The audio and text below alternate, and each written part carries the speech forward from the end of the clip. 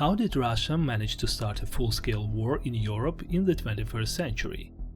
Because after their successful attempt in 2014, the Russians were confident they would win.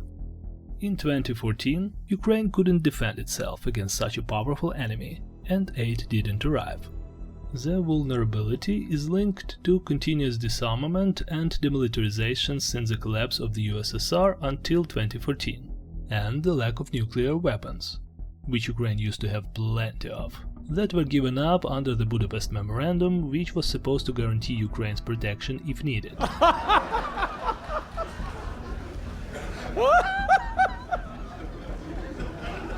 The signatories, besides Ukraine, were the USA, the UK and Russia. Russia invaded Ukraine, while America and Britain were like, what does this mean? Do we need to send our troops? Do we have to? Actually no.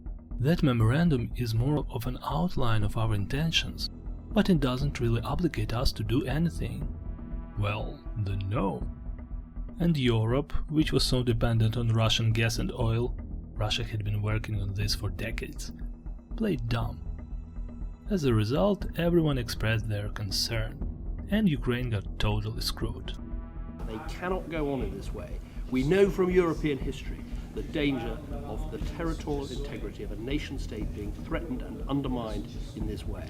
Now, I believe there's still a path to resolve this situation diplomatically, in a way that addresses the interests of both Russia and Ukraine. Why did the annexation of territories happen in 2014?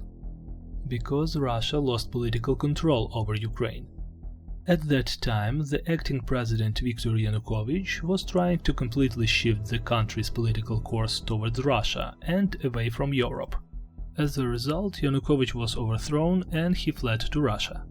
Taking advantage of the moment of power uncertainty, Russia rather easily annexed and seized Ukrainian territories.